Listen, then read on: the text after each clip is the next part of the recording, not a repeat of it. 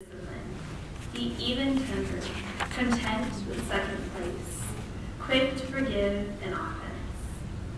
For as quickly and completely as the Master forgave you. And regardless of what you put on, wear love.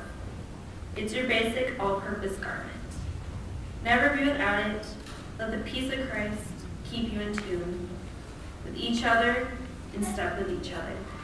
None of this going off and doing your own thing. And cultivate thankfulness. Let the role of Christ, the message, have the run of the house. Give it plenty of room in your lives. Instruct and direct one another using good common sense, and sing your hearts out to God.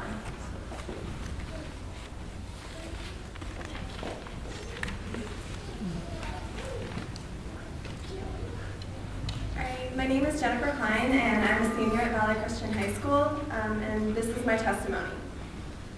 Growing up, I didn't really go to church. I mean, maybe once in 2 months we would head out, but I didn't really know anyone, and the church was in Los Gatos, and I basically hated it. I stopped going in elementary school, and I didn't miss it. In 6th grade, I lost my grandma to cancer, and I was devastated. I slipped into this deep depression because I didn't really talk to my parents, and well, how do you tell your best friends that sometimes you wish you were dead? In 7th grade, my only grandpa passed away, and I spiraled. I started cutting myself and drawing away from all my old friends. That's when Stephanie Eshelman invited me to join the youth group. I didn't really come for the church aspect. Honestly, I came because there were cute boys, and I had nothing else to do on Sunday nights. I was still suicidal, and some people found out, but no one could really help me because I didn't want them to. In 8th grade, my only remaining grandparent, my mom's mom, got cancer, and she didn't have long to live. My life seemed to implode at this point, or at least it felt that way. I was hauled into the counselor because one of my friends found out I was suicidal, and I was so hurt by my friend for turning me in that I completely shut out everyone. I spent lunches crying in the bathroom.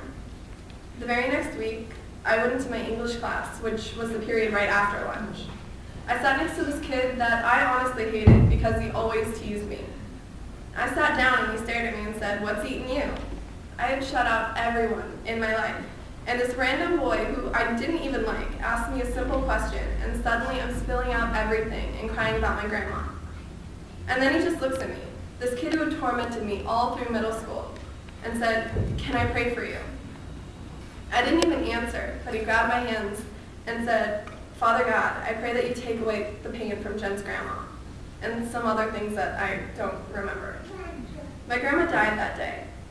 She had a stroke, and the doctor said she probably didn't even feel a thing. That's when I realized God existed.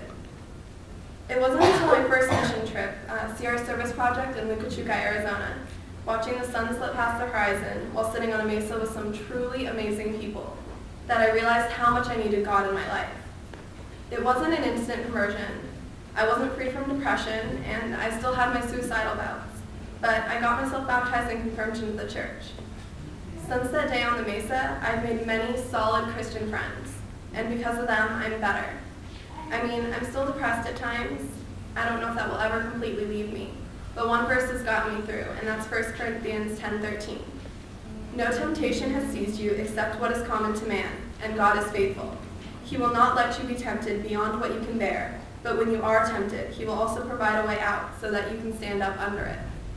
My friends, alive with God's Spirit, were my way out. I don't want to imagine where I'd be without them.